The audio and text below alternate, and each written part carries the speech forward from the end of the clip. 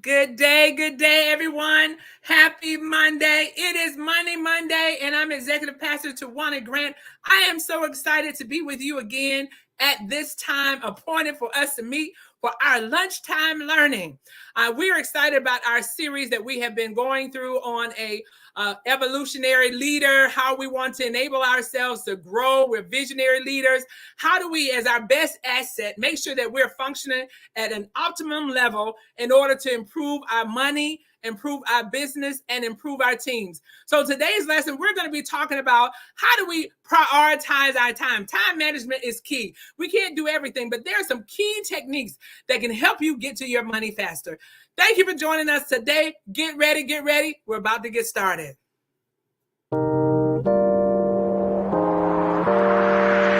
Welcome to the Juice Radio Talk Show. Welcome to the Juice Radio Talk Show. Welcome to the Juice Radio Talk Show.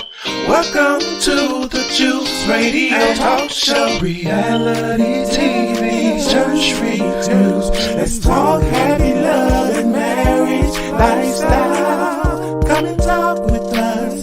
Come and share with us. Come and laugh with us. Come on and pray with us. Regina Clovis, special guest. You should be following your lead. Bless. Subscribe on YouTube. Listen on podcasts. We live on IG and Facebook. This episode is sponsored by Truth and Triumph Ministries.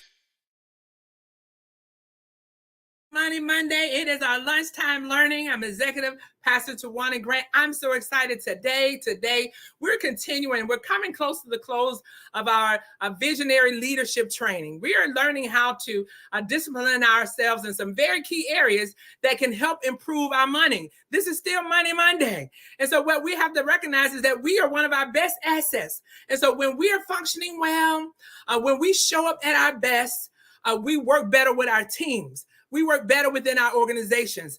And so they follow us. And so if you want to be that kind of evolutionary leader, ones that lead into new spaces, ones that lead others into going into the next level, next evolution of your business, the next modeling, where you see yourself in the future, then it starts with you. And so today is going to be very key because it's so important that we recognize how time management, when we master it, there's some things in life we're going to have to learn how to master. Meaning, I discipline myself in such a way that I understand even my blind spots. I understand where my weak areas are, but I also know my strength. And so that I learn how to master my moves and my navigation through all those different types of areas. And so one of the ones that we're going to talk about today is time management and prioritization. Because again, this is going to be an ongoing process. When we go through different seasons of our business, on different seasons personally, we start to prioritize in different ways.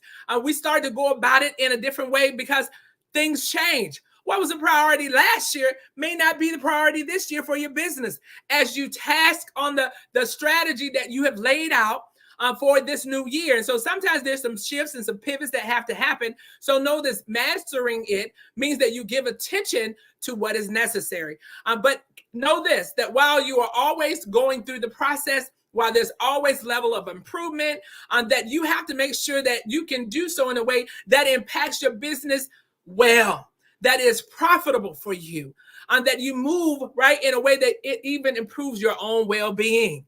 We don't want to be so taxed at doing things that we don't make progress, because sometimes we can be busy at being busy. And so that's what we're going to talk about today. How do I prioritize my time? Because it is finite. We don't have unlimited time on the earth, as well as unlimited time even during our day. And so we really want to talk about that, because know this, whatever you focus on, you give it strength. And so we have to make sure that we are focusing on the right things that truly matter, on those things that also reduce stress and that increases both productivity and our personal satisfaction. We're looking for all of those things to happen as we look at how do I prioritize my time? What are some of those techniques we need to follow? And I'm so glad for all of you that are joining us online today. Thank you for being with us. Please go ahead and like and share. We're on the Juice Radio and Talk Show. We encourage you, even if you're on YouTube, go to that YouTube. Make sure that you subscribe. Make sure you chime that bell and let others know about Money Monday so that they can prove in areas for their business, for their entrepreneurship, as their innovators, as their ministry leaders, All of these core contexts about you as a leader carry over in all of the vocations that you have. And these are level setting. These are the foundations of things of a leader's character that can help you even as you operate in multiple lanes. And that's so encouraging today because we're talking about time management and prioritizing techniques. Because most of you are like me. You are tasked in multiple vocations. And therefore, you have to understand, how do I manage my time effectively? One of those critical success factors to being able to move forward in all of these lanes is being able to manage your time. You need to be working on those things because, of course, our time is not endless. It is not finite. We have a finite, rather. It's not infinite. We have a finite amount of time that we have every day. And so when you think about it, you have enough time to get the things done that are necessary for today and then to get you set up for tomorrow. And so one of those things, even if it means managing your meetings, managing your emails, planning out your day, managing operation, and you know what? Sometimes even managing expectations. We need to understand, how do I manage expectations even of myself? Because I can do, knock on wood, I can honestly state that there are times when you might have a high expectation that I'm going to be able to do all of this in one day. But you have to have SMART goals, right? Specific, measurable, achievable, relative, and time box. They have to be measurable and achievable. Sometimes we can set some goals that are just not achievable for us to do. And what you already do is you set yourself up to fail. You set yourself up to feel as if you're not enough, that you haven't done enough today. And so what we really want to encourage you as we talk about, how do I manage the techniques to prioritize and manage my time? We want to really talk about that. This is designed just for you as a business owner. This is designed just for you because what you do matters the most.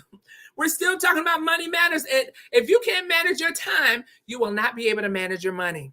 What you expect to happen, what you expect to grow and come additional fruit from your labor, you won't be able to still see it in the fullness because we don't do the things at the right time, with the right enablement, with the right help, with the right strength, so that it doesn't come to fruition.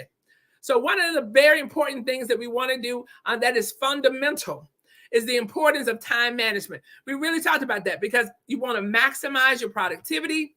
You need to be able to reduce your stress. Oh my goodness. If you don't maximize time management, if you don't learn how to master it, you will always be stressed because you won't be able to learn how to box things in, time box, SMART goals, time box it, be very specific, right? Let it be measurable. Here's what I'm doing today. Let it be achievable. Let it be relative, relational. Let it be something that you know has to be done. And you have to have a time box to it. This is the time period. And what if it's for today or for this week or for this month? You have to be able to set those types of guards around your mind and your capacity. Because you want to be where you're operating, yes, in a way that is not chaotic. Because notice, if you are the leader and you're operating in chaos, then that's the kind of culture you're going to cultivate in your own organization, in your business, in your team, is that anxiety. Lord have mercy, that anxiety spirit that we're always trying to play catch up. We're never getting ahead. And that's why when you manage your time, you reduce stress. Because I know I'm not going to be doing that. I know I'm not going to be doing 10 things today. I'm only doing 3. I'm doing the 3 that are most critical. I'm doing the 3 that is going to advance us to where we need to go for this week, for this day, for this month, for this strategy that we have put in action. And so those are the things that I'm focusing on. Also, when you manage your time, it improves your decision making. Why? Because you have a structured, methodical way of thinking things through. It creates clarity for you. It's hard to do things. It's hard to have a plan when there a lot of noise. But when you learn how to master time management and prioritization, you know how to clear out the clutter. You know how to give attention to what is necessary. Write that down. Give attention to what is necessary and leave the rest alone. When you are the leader, you have to give attention to what is necessary because you have others who you will enable to handle those other things of operations so that things continue to run smoothly, but everything doesn't need your participation. We've already said this. Every question doesn't deserve a response. And so such is the same as when you're operating. You lead better in your decisions when you manage your time. We lead better in how we operate with people. And then also, this is so true. When we manage our time, when we understand that it is very important to do certain things at certain times, we even have a better work-life balance. And this is not always balancing the scales, but it's understanding how to navigate throughout the different changes and shifts in our vocation, whether you're in the corporate America, or whether you're in ministry, or whether you're an entrepreneur and you have your own business, whether you have family as well. And that's what I'm saying. We have a lot of lanes that we operate in. And if you don't learn how to tax, if you don't learn how to prioritize, if you don't learn how to use techniques that can help you not feel as if you have to do everything, you will be worn out. You will not finish your course well. You will be operating in a lot of lanes where your work is only mediocre. This is where I'm saying, when you're able to prioritize what is necessary, you can do those 3 things in excellence, rather than doing 10 things average. We're talking about being a visionary leader. We're talking about being evolutionary. We're talking about moving yourself to the next level. And you do that by being able to prioritize your time so that what you do, you can do in excellence. You can do it in excellence. The second thing you want to do is talk about, there's some ways that you can chunk up the work. We talk about the SMART goals: measurable, achievable, time box. How do I put those in different lanes so that each one of them that is necessary for me is given the amount of attention from me that it needs to grow? That's what we're thinking about. How do I give it enough attention so that I can advance it? Enough attention so that it is nourished. It is not malnourished. It is not weak.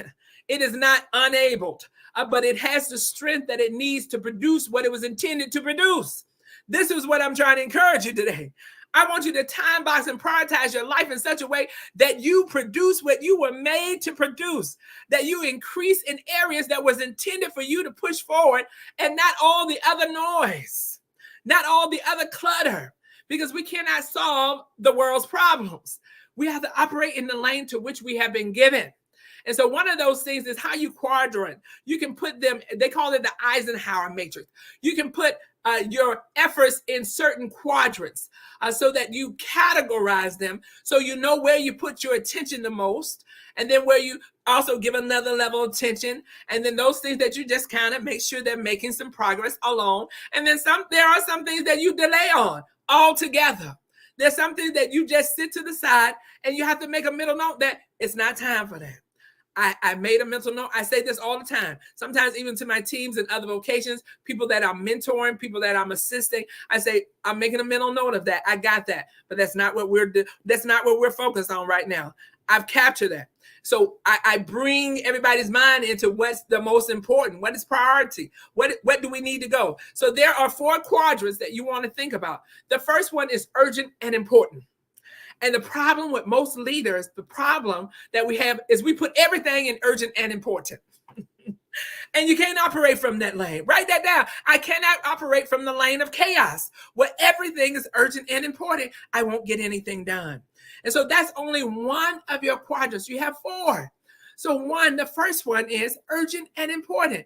These are ones that you have to do immediately. These are the ones that require your attention and your hand to. Because we can have some urgent and important items, but don't require us. So then we move them down. They're going to be in quadrant 2 or maybe even 3, because you're going to delegate it to someone who is efficient and able to handle it on your behalf. You have an alternate, so it's not urgent and priority for you. And so I'm talking about those things in quadrant number 1 that you must do, that needs your hand, that needs your wisdom, that needs your decision-making, that needs your touch. It's the same thing with your family. There's some things with dealing with your work, dealing with your family, dealing with your ministry. You as a leader, it's your touch. It's got to have your touch so that it comes out in the way that you expect, at the level that is intended. There's some things it has to be you. And so when you are prioritizing, you have to look at that. Crisis management is often you, right? As a leader, you might have other sub-leaders who are also managing it on the ground floor, but you might be the one to help make the driving decision for the strategy. And so you have to give some attention to that. And then urgent deadlines, things that you know have to get done. You want to make sure it gets done because, again, this is Money Monday. Your money is on the line. Your partnership, those who have invested in you are depending on you to meet those deadlines, especially if you're working with others, you're connected with other vendors, you're doing something in partnership with another committee, another body of businesses or organizations, and you want to show up well. So you have to be a person of your word. We've already talked last week about integrity. So you have to be a person who does what they say they're going to do because that is your brand. You choose how you show up. And so those are the kind of things that you have to give attention to and need to be in your quadrant number one. We're talking about the 4 quadrants. Everything and everybody cannot be in quadrant number 1. Otherwise, you will always operate from a lane of stress. You will always operate from a lane of contention. You will always operate from a lane of chaos because you're limited in your ability to get everything done. And so some of those things that you think today is critical, reassess. Reassess. Is there ability for someone else to ensure that it is done and operated well? It's not quadrant number 1. If it is something that you are paying people to do, it is not quadrant number 1 for you. It is something that you have aligned others so that there's sufficiency and allocation for them to assume that role. Delegate, right? Delegate it into good hands. So that is not quadrant number 1 for you. Again, we got to push a lot of stuff out of quadrant number 1 if we're going to be successful because it's difficult to be tandem on a lot of things and do them all well. What is quadrant number 2? Important, but not urgent. We have several things that I find myself all throughout every day. I have a lot of things that's important, but it's not urgent.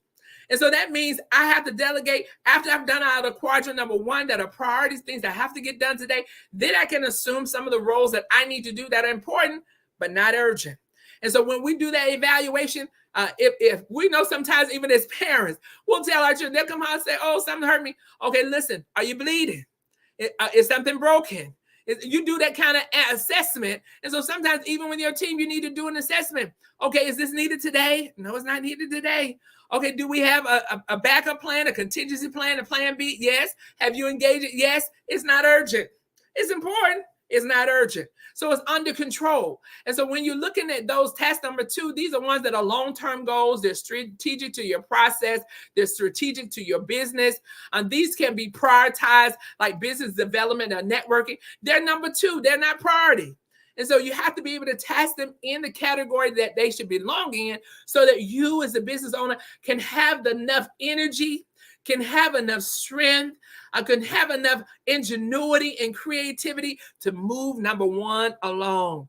You have to give the priority, those things that are urgent and important, your attention. Then there's quadrant number 3. They're urgent, but they're not important. So I consider these sometimes like the fire drills that come up. It's urgent. Some people are saying it's urgent, but it's not important. It's not going to advance me. Giving a lot of my attention to that, it's urgent. Sometimes it's even urgent for others. Sometimes it might even be urgent for us, such as emails. We think about, I need to respond to that email.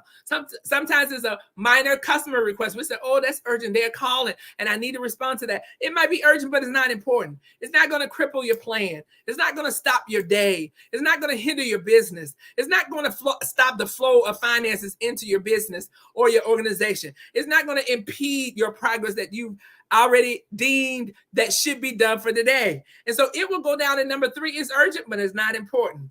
And you have to be able to discern that. You have to be able to decipher. Because again, a lot of things you might have to say, I've noted it, and I know it's urgent, and I will take care of that, or I will delegate it to someone else on the team to handle that. I'll delegate that to someone else in the ministry so that is their lane to make sure we're covered. We don't want any balls to fall through the cracks, but we also know that we cannot we can't stop all the water and all the organizations that happen within a ministry, within your business, your organization. You can't handle all the balls. Some of the balls, you have to pass them off to others to do. Some of them, you have to take it and sit aside. Urgent, but not important. And then the very last one, which is not urgent and is not important. Remember this. Some of the things that we have in 1 need to go all the way down to number 4. It is not urgent. It is not important. This is like social media browsing. It is not urgent to do. It is not more in some lanes of your work. Give it the right amount of time that's needed to be able to manage that and make sure that what you're doing, that it is necessary, that is advancing you. While you're scrolling, make sure that you advance it, that you're gleaning from, like the Money Monday show. Make sure you're listening to things that are going to help you, that are going to impart wisdom in you, that is going to help give you strength, that's going to give you ideas and ways to better nurture yourself, your business, and what you're called to do. Those are the things that we ought to give attention to. And so those things that are going to help us be wise in some areas, because again, not only do we want to know business, we also want to know news. We want to know what's happening so that we can articulate, so that we can walk in different lanes with different people and be able to have a good conversation. So we want to be grounded in good information. We want to read books. We want to be knowledgeable. We want to watch good podcasts, good information on TV, as well as on social media. But there are times where we can better spend our time on doing something that will advance us. And so sometimes even unnecessary meetings, that's one of the things that I try and clear out on my calendar. Unnecessary meetings, unnecessary emails. Sometimes instead of sending 5 emails, pick up the phone. I have to remind my team. Sometimes pick up the phone. It can be a 3-minute conversation and it's done. And so we have to dictate that note to yourself. Note to self. Look for the path to progress. That's why prioritization and time management is so key, because we're looking, how do I strategize? How do I take the path that is the most efficient and the most effective to progress? And some of those ways is to make sure that we're using that matrix as we delegate our time throughout the day. One of the other things, which is so key, there's a good practice and technique of situating ourselves throughout the day and blocking out time for specific things. This is so key for a leader. You have to be able to have a mindset of progress. You need a mindset of positivity. You need a growth mindset. And there's some things that you need to do that help you stay focused. One of those things is to take breaks frequently. So when you have your mind on one thing all day, you're tasking in it all day, sometimes you start to lose your attention and lose your focus. So a lot of times it's good to take a break. I know sometimes my dad said, listen, I just need to step up and get some fresh air. I need to walk away from this. Sometimes before we respond to an email or to an urgent situation, before we respond out of emotions, take a break. Take 5 minutes. Take 10 minutes. Take a 15-minute walk. Sometimes take your lunch break. We've been known to even work through lunch. We've tasked all day, so sometimes I know even myself, I looked up, it's 2 and 3 o'clock. I take a break because I need to refuel myself, not just with something, a substance to eat, but also refuel my mind, give my mind a chance to take a break. The benefit of that is that you increase your focus. You actually increase your focus when you take a break because your mind gets a chance to reset. You also prevent burnout. One of the things of taking those quick breaks throughout the day, taking a walk, walking around. Now, you don't have to go outside or go to the gym. You can take a walk wherever you are. Just a walk to the kitchen, get some water, a walk to the other side of your home if you're working from home, just to shift and to change the dynamics so that you can get new, fresh air, get refocus again. And so these are the advantages of taking these short breaks because it reduces your distractions. Sometimes we're on the computer, people are pinging us or sending us a chat or an IM, and it's taking your attention, and you're finding it taking you longer to get the one thing done. These breaks, these moments that we have to refocus, realign, reduce distractions, allows you to plan your day with intention. That's what we're talking about. Prioritizing your time and time management so that we can do it with intention. I'm intending to get this done. And I'm trying to do that too in all the spaces and all the lanes that I operate in. How do I make sure I give my mind enough rest and I give my body enough rest so that I can show up at my best, so that I show up well in all my lanes? The other one is sometimes take a 2-minute break, right? This rule prevents small tasks from piling up and consuming larger chunks of your time. If it takes less than 2 minutes or real quick, do it and get it out the way. This is a 2-minute rule. Just do it right quick and move on. I like the Ohio rule. I know that Dr. Walker has mentioned before. He's mentioned Ohio, only handle it once. Meaning, if you're going to touch it and finish it. Meaning, Put it in your hand so that you can complete it if it's the email, or if it's dictating something, or if it's responding, or if it's giving a call, or if it's focusing on a meeting. Do it so that it's done. A lot of times we'll open it up and we'll start, and then something else distracts us, and then we'll go to something totally different, and then we lose focus, and then you almost have to start all the way over from the beginning. You know what I'm talking about? You almost have to start back over, reading the whole email again to figure out where was I when I left.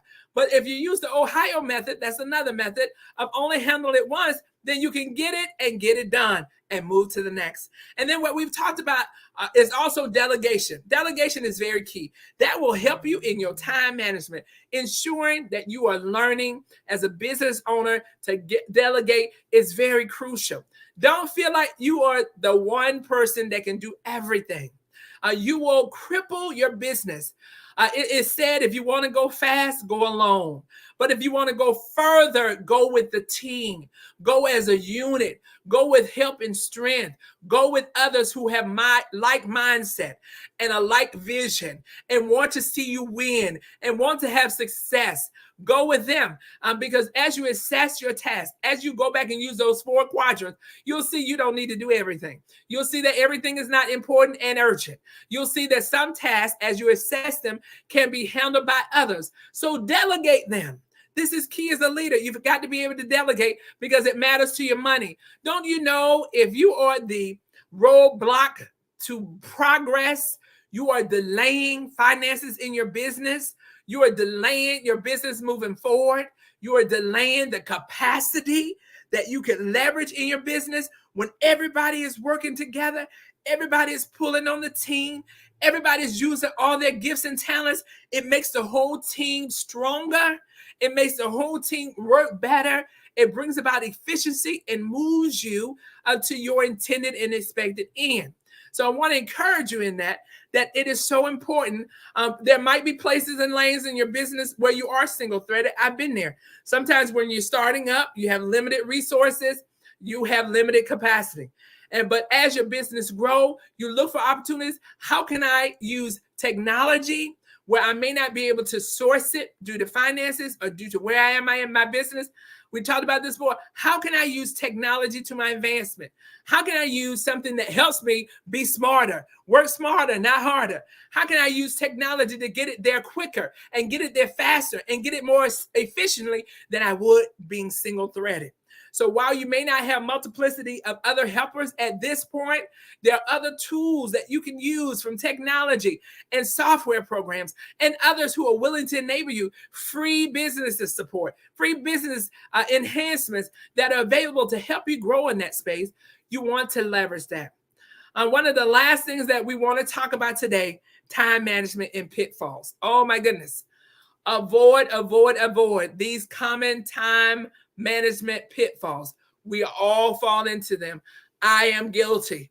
But when you are an intentional leader, when you are a visionary leader, you can eyesight it. You see, oh, wait a minute.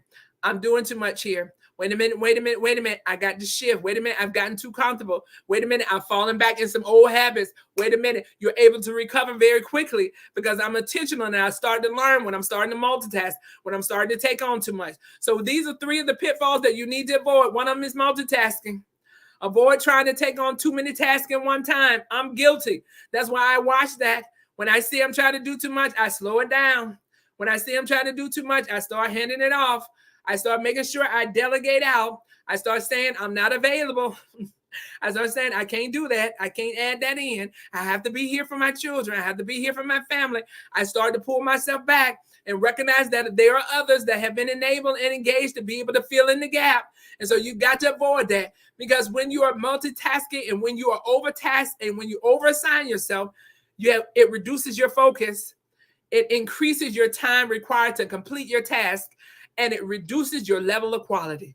I'm here to tell you, when you are multitasking, it reduces your level of quality where you could be here. If you focus on 3 or 4 things and you're doing 10, you're going to be here because you have a finite amount of allocation. There's only so much you can do in a day.